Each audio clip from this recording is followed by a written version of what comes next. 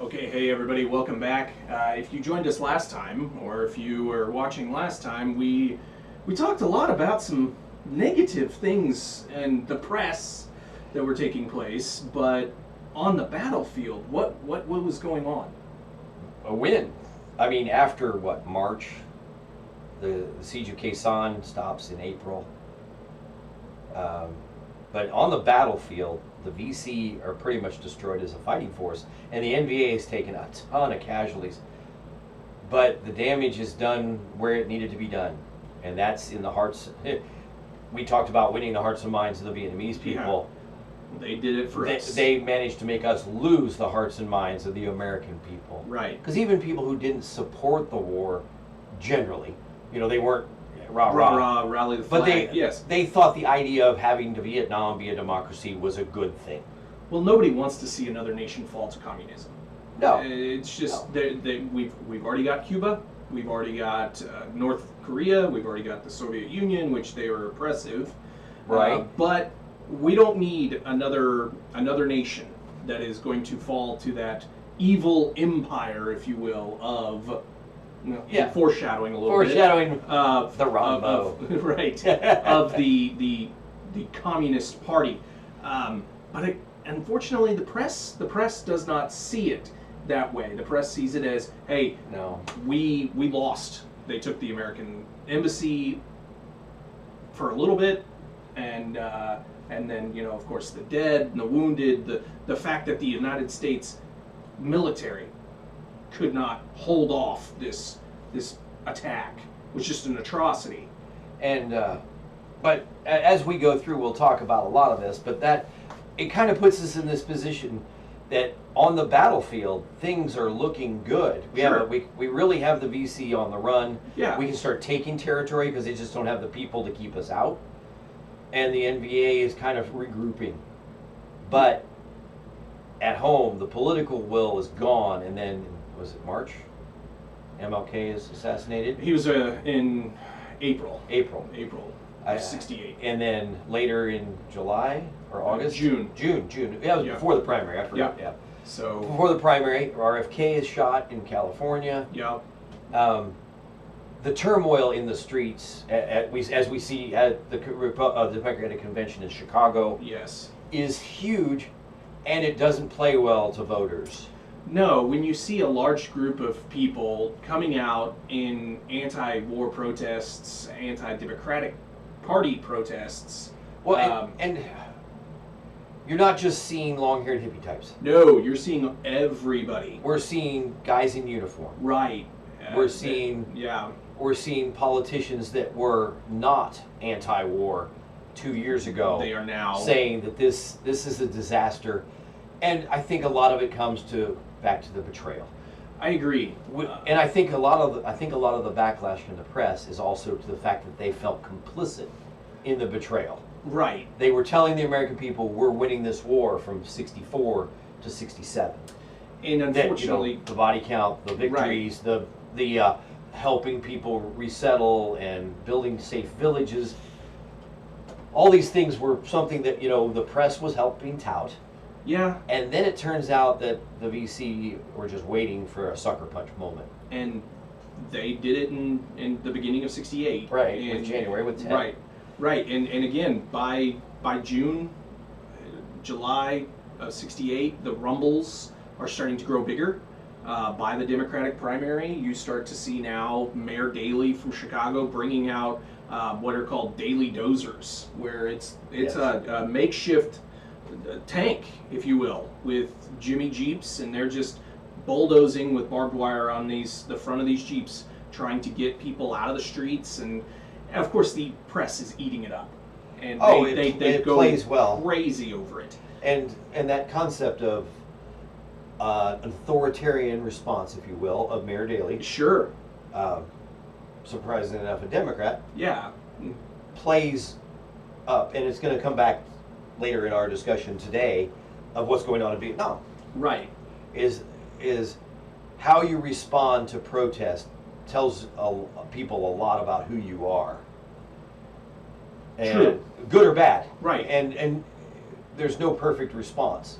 Because if you go too hard on that response, you look like an authoritarian, but if Right. you go too soft, people question: Do you right? really, Do you do you really- even believe right. what you say you're doing? Right. So you're walking a very fine line of how to respond to this. But what ultimately does come up in this election of 1968, after of course LBJ decides that he is not going to run for re-election, that ushers in Robert Kennedy for him to ultimately be the front runner for the Democratic Party. Well, you got name recognition, of course.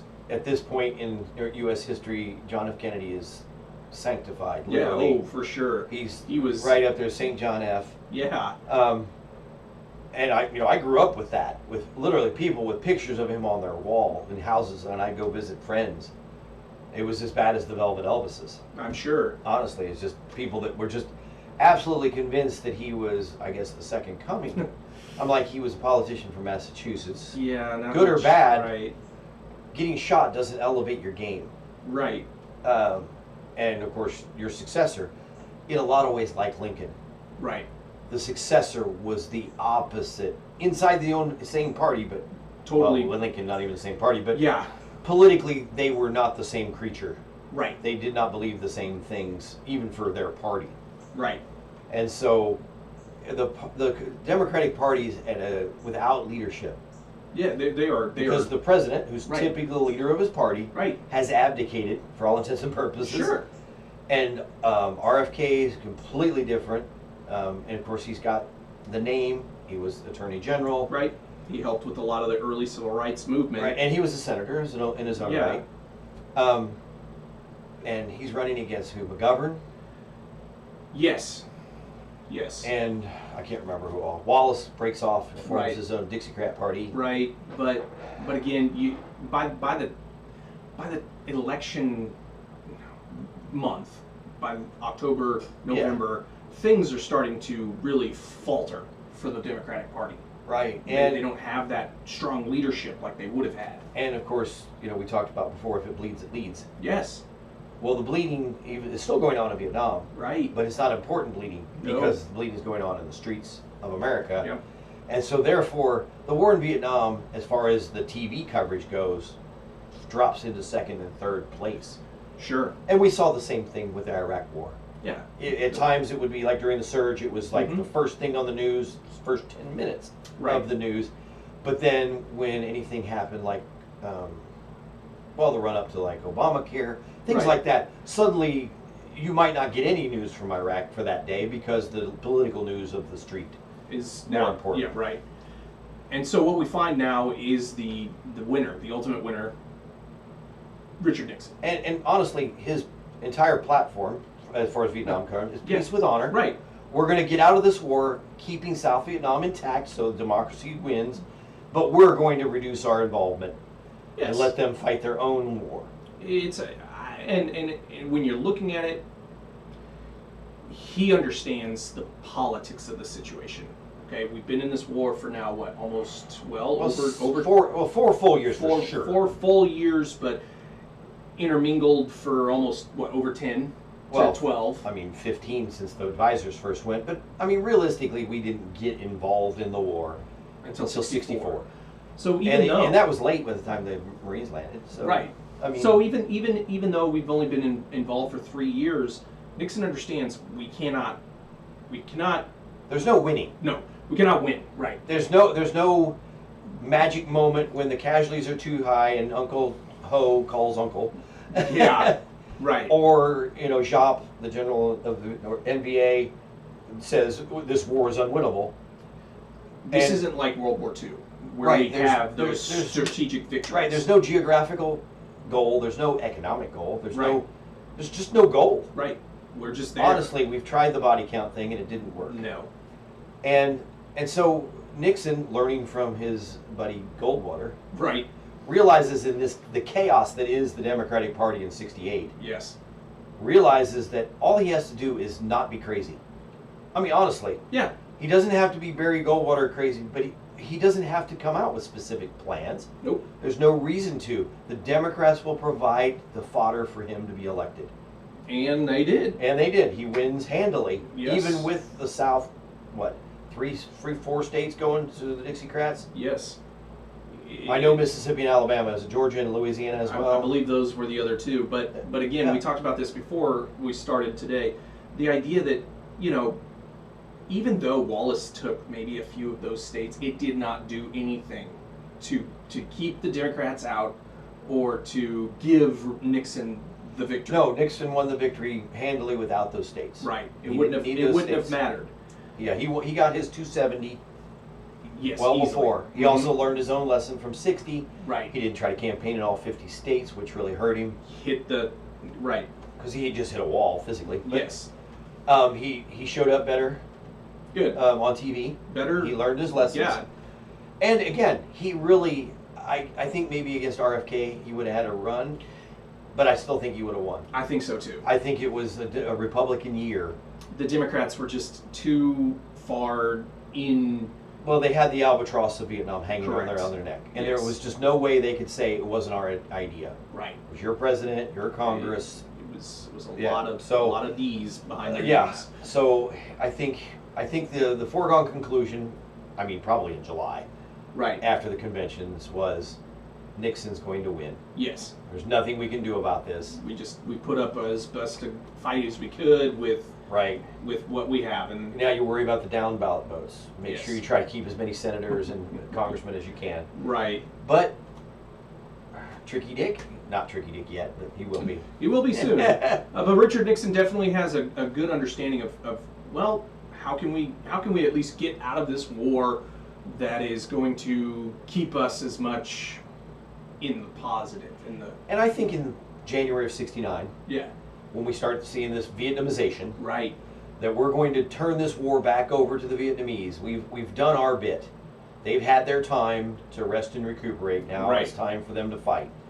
We mentioned earlier about some of the Vietnamization and how that all kind of works within the North or the South Vietnamese armies. Oh, yeah. And the fact that for the longest time, what have most of those South Vietnamese junior officers done but sat at garrison, not done much of anything, and now we're going to turn them over. Or if they did go in the field, it was with an American calling the shots. Right. And Now now it's no longer advisors. now we train. Now we train these junior officers of how to get out there and do the actual fighting. Right. But we also had to remember their morale has been damaged by Tet as well. Sure. Because a lot of those garrisons just flipped Right. and went over to the bad guys, and that made things look ugly. And so the theory is, I think, a good one. Yes. Train these guys up, Right. teach them how to fight, provide them with equipment and material that they need to be successful on the battlefield. That's a good theory. It's a huge And positive. there's no deadline. Right. There's no, we're going to be done by, it was one of the things we saw with Afghanistan. Right, The yes. fight against giving a date. right. Because a date just tells the enemy, okay, well, we'll just hunker down until you leave. Right. You don't give the timeline because then that just is pointless. That's, it's telling the enemy what you're doing. Right. You never, even when you're telling them you're leaving, you don't want to tell them when. Right. Especially in this circumstances. It's interesting how things play out the same, but Very much so. so we're looking at a situation, but in practice, Practice is a lot different. in '69 we don't see a real significant force reduction. No. It's not till '70 and '71 that we start seeing the troops head out. Coming in droves back home. Yeah, that we're no longer sending. Right. We don't have 450,000 men. Now it's down to 200, and Yeah. it trickles off pretty quickly to '73. But it was, I don't know. You also see a whole lot more of the, here's a couple more rules, and these rules are now moving from the north down into the south now. Right.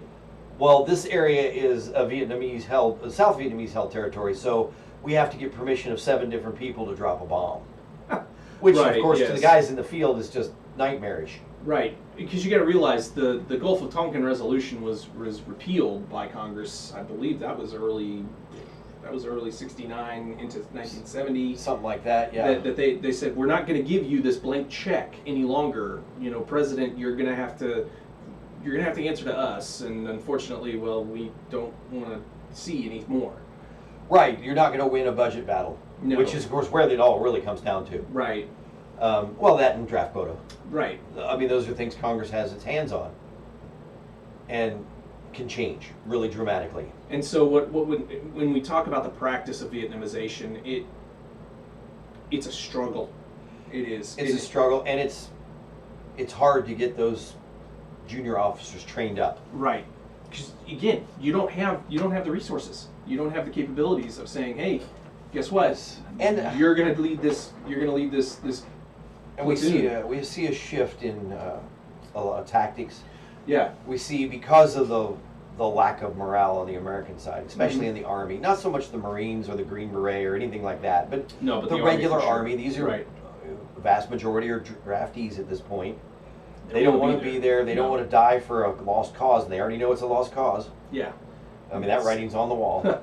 Been there for a good couple of years now. But a lot of they literally take platoons out to a point in the jungle and have them march home.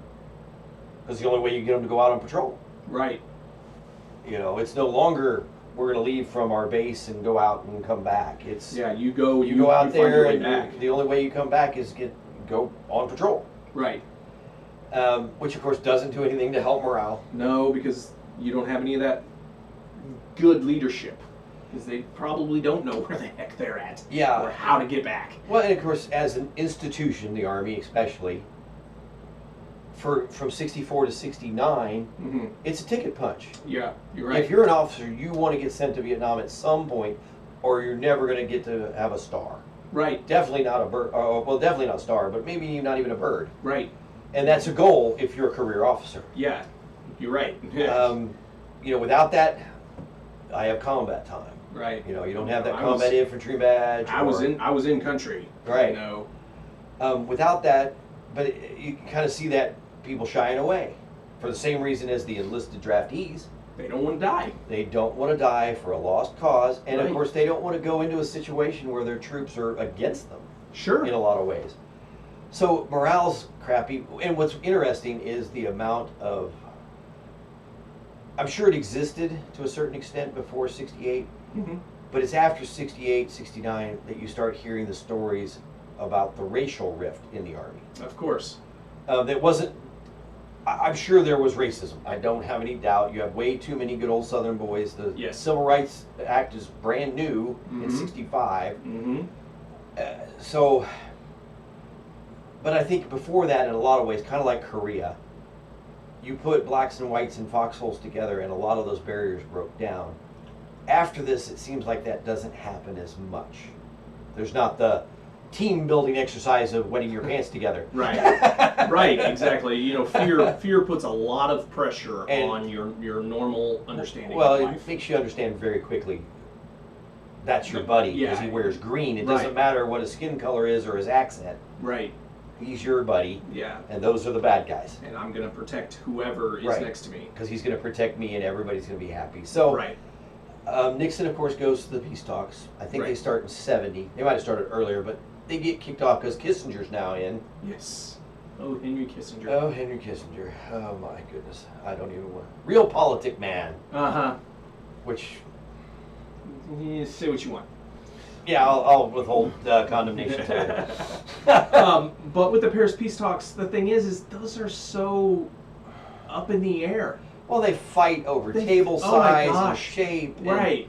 Well, I don't want the fact that they give the VC a place at the table. Right. Why would you put them there? They are not an actual military institution. And especially at this point. Right. They're gone practically. Yeah. But the idea is, oh well, I don't want a circular table because if you have a circular table, then that means that no one can see each other. Blah blah blah blah blah. So they finally, you're right. It came down to just the nitpicky little things. Forever. And of course, during this time, the NBA learning the lesson from North Korea. Right. Because Korea was a madhouse of dictatorship and military coup. Over and over and over. Well into the 70s, but by the end of the 60s, it starts showing some signs of life. Right. As a democracy. Right.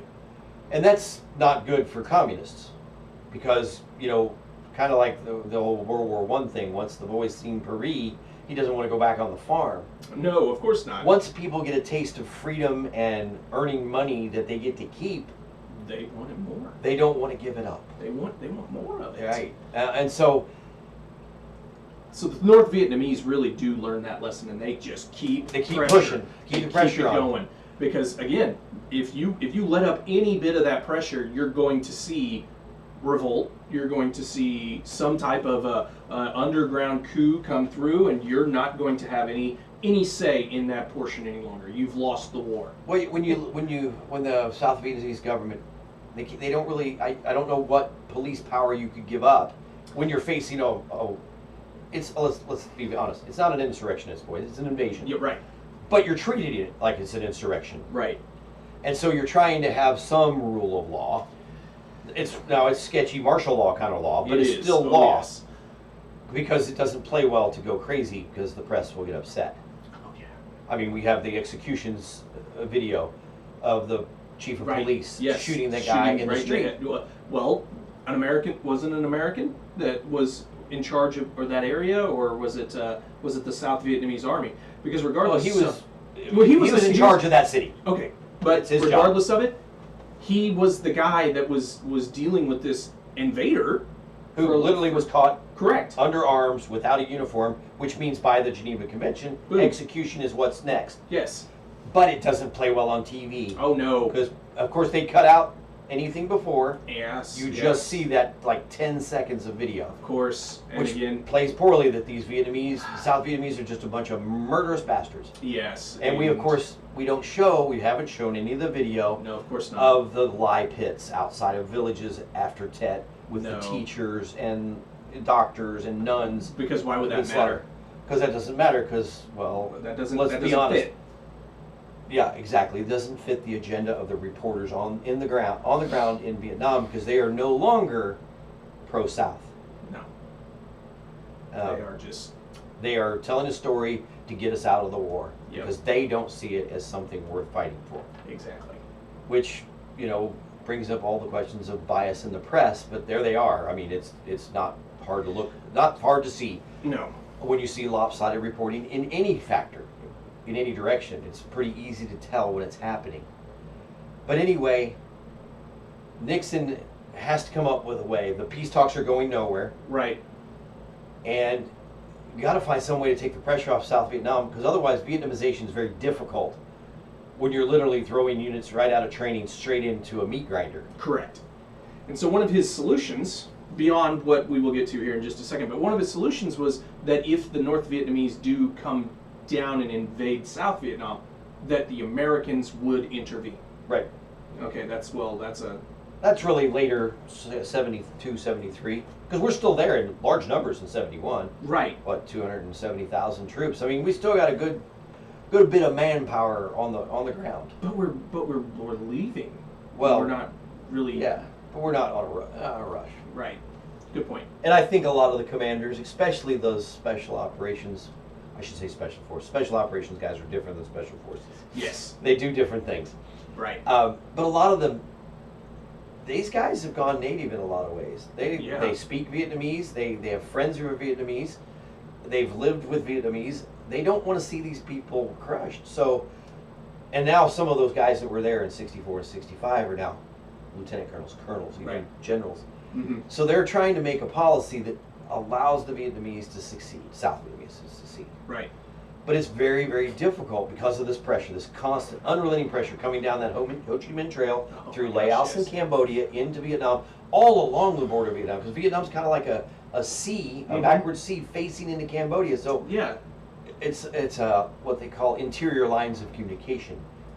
The Vietnamese, or the NVA can put a base camp in position X, and they can reach within 60 miles. They can reach 4 different places in Vietnam that are very difficult for the people in Vietnam to move from one place to the other. Correct, because of the terrain or whatever the case may be. And again, under our articles of war, we were not to invade another country beyond really even North Vietnam. Right. Because we had to go through all those channels. We had to go through all those communications of, oh, I want to drop a bomb here, but no, wait, X, Y, and Z say no. So now we have what is a somewhat secret invasion. Yeah, it's a secret from the press. Yes. And the American people. Right. In a general sense. But you have this, Operation Fishhook moves into Cambodia to destroy these bases, and these bases are big. Yes. We're talking multi-thousand people cities, basically, that their entire job is to supply men and material into South Vietnam to fight the war against the government. Mm-hmm. And it's fairly successful to start with, but it doesn't last long enough to really solidify their gains. Right. It's kind of like it's kind of like a flash flood. Mm-hmm. It wipes out all the cars on the highway in that area at that time, but then when it's gone, they just drive back down. It just keeps going. And of course, that's kind of where we're going to stop at this point for this episode. But expanding the war into Cambodia on the American side. Right. The North Vietnamese had expanded the war throughout Indochina back in the early 60s. Mm-hmm. So it's kind of a weird dynamic when we say that Nixon expanded the war, or, made a bigger war, when it was already there. The Cambodian government couldn't control the whole eastern half of their country because the NBA ran it. Right. It's And Laos was just pretty much in a puppet state at that point. So it's kind of weird. Again, it's you're trying to fight a war with one hand tied behind your back, and after the election of '68, it really starts to become with both hands tied behind your back and one foot in a bucket. Yep. So please join us for the exciting conclusion. Yes, the exciting conclusion of our discussion on Vietnam.